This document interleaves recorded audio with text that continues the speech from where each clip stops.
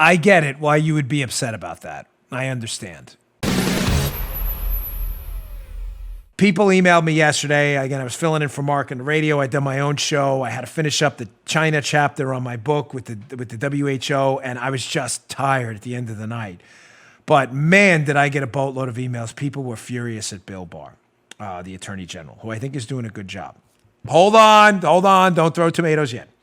Let me play the video first. Bill Barr gave a press conference yesterday about that dreadful Pensacola terrorist attack. And at the end of the press conference, he was asked about a separate issue. Now that we have the information that Barack Obama, during the January 5th, 2016 meeting in the Oval Office, appears to have started the whole takedown of Mike Flynn, are there going to be any potential criminal prosecutions, was the gist of the questions. Bill Barr's answer infuriated a lot of people. Let's play it. As to President Obama and Vice President Biden, whatever their level of involvement, based on the information I have today, I don't expect Mr. Durham's work will lead to a criminal investigation of either man. Our concern over potential criminality is focused on others. I get it, why you would be upset about that. I understand. I receive emails a lot. Now, folks, these are tough segments for me, I'll be honest, because no matter what I say, you're not going to like it. And I really appreciate the voice you've given me, and I don't want to lose people, but I have to be honest with you. I can't lie to you and mislead you. I'd be Rachel Maddow then. Sadly, I believe what Barr is saying is correct. Again, I know that upsets many of you, and I understand. I'm not saying it's morally right. I'm not saying Barack Obama and Biden weren't fully corrupt. They were. I tweet out every morning how Barack Obama is the most corrupt president in U.S. history. The question is not, did Obama abuse his power? The question is, did Obama commit a criminal act that we can charge him with an actual crime, him and Biden? And as I said in a speech at the Breakers, what was that, Paul, like 2 years ago? It was a viral speech I gave on Spygate. I was asked a question at the end, who's going to wind up in handcuffs? I got pilloried. People sent me hate emails for weeks. I said, I don't think a lot of the political figures in this are going to wind up in handcuffs. I think the three-letter agency people may. My gosh, I got negative emails for months. I still stand by that today. And there's a reason. I owe you an explanation for that in light of what Barr said yesterday. And I'm going to give it to you now. So to be clear where I stand, and you're free to disagree, and I appreciate your emails on it. I never thought the political players on this were going to be found guilty of a crime because I believe they were smart enough to avoid criminal liability in their corrupt abuses of power. Let me give you an example of what I mean by that so you understand. From an inside perspective, having actually investigated criminal cases for over a decade of my life in the federal government. What was it? Was it A Few Good Men, the movie? It's not what you know, it's what you can prove. I'm not sure. I'm terrible with pop culture references. Ladies and gentlemen, it's not what you know. It's what you can prove. We know Barack Obama was corrupt. I proved to you yesterday and on Friday's show that Obama's administration, at a minimum, initiated through the PDB staff, who puts this thing together. It had to be on orders from Obama or someone in his team based on their unmasking history. The surveillance targeting of Mike Flynn. The question is, did they break any laws? And the answer is, I'm not sure. And here's why. When you work in the White House, right, even in the Secret Service, which is not on the political side, obviously, it's on the security side. But you're around the president all day, especially on the road where you're really around him. I mean, the White House, they move around and they have a little bit of space. On the road, you're like right on top of him all the time. The president isn't the supervisor of the Secret Service. Yeah, the Department of Homeland Security falls under the President of the United States. But we work for the Homeland Security Secretary.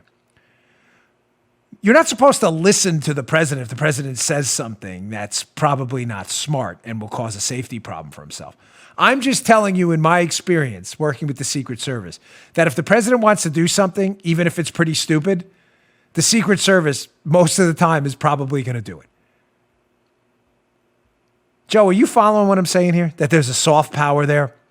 Yes. There's a Yeah. regality to the office that frightens people. I'm not suggesting the people in charge when I worked there didn't have the guts to stand up. If it was something overtly dangerous that was going to get them hurt immediately, they'd tell them no.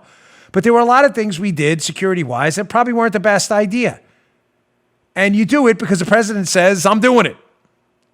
What I'm trying to tell you is, think about the Russia phone call. This may get a little complicated, but I'm telling you it's worth your time.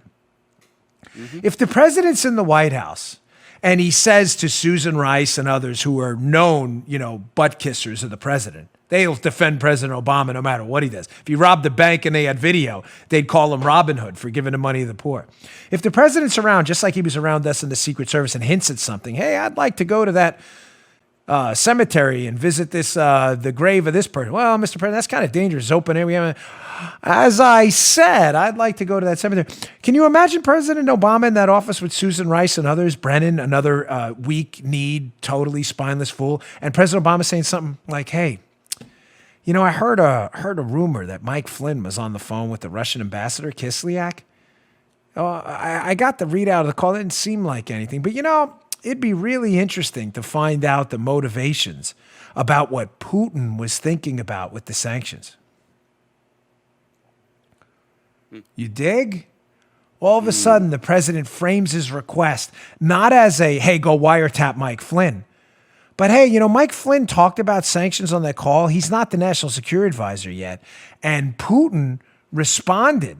He responded in a reciprocal fashion, just like it would be really good if you get what I mean, wink and a nod.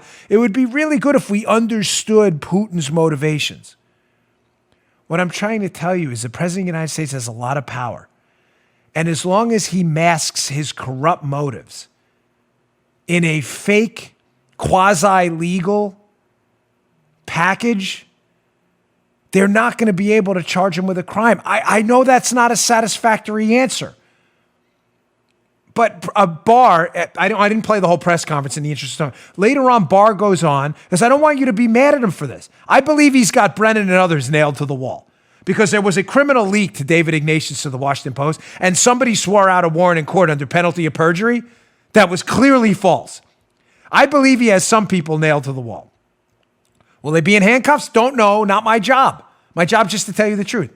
But on the political side, ladies and gentlemen, there is always going to be cover. Barr later in the presser brought up an example of what he was talking about. The former governor of New Jersey, Chris Christie, who some of his aides were convicted in a court or tried in a court for shutting down traffic to a bridge, supposedly in retaliation for the local mayor of the town's some political stance. It's a complicated case. There was no question what these aides to Chris Christie did in New Jersey was really stupid and abuse of power. None. Nobody's questioning that. The Supreme Court just tossed this conviction, though, because although it was an unquestioned abuse of power, horrendous judgment, the criminal violation they charged them with didn't exist. They didn't benefit from it financially. There was no crime. So what Barr is telling you is not every abuse of power is in fact a crime. I'm deeply sorry to have to feed you that bad news, but he's not wrong. He's not wrong. And that doesn't mean, remember, Nixon never spent a day in jail. I'm telling you, what the Democrats fear most is not Barack Obama in handcuffs. They don't. It's not going to happen. I've told you that for 3 years. 2 years since that speech. That's not what they fear most. What they fear most is Barack Obama, their scion, their golden calf, their messiah. He's their Ronald Reagan. What they fear most, I promise you, is Barack Obama's legacy being forever linked to the title most corrupt president in U.S. history.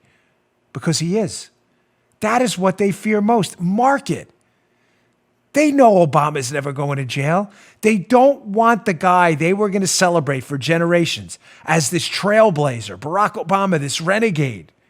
Some of you get that. This renegade. They don't want him in history books to be remembered like Nixon. as the most corrupt president in U.S. history, and they fear that's exactly where this is going in the Barr investigation. You just heard The Dan Bongino Show. You can also get Dan's podcasts on iTunes or SoundCloud, and follow Dan on Twitter 24/7 @DBongino.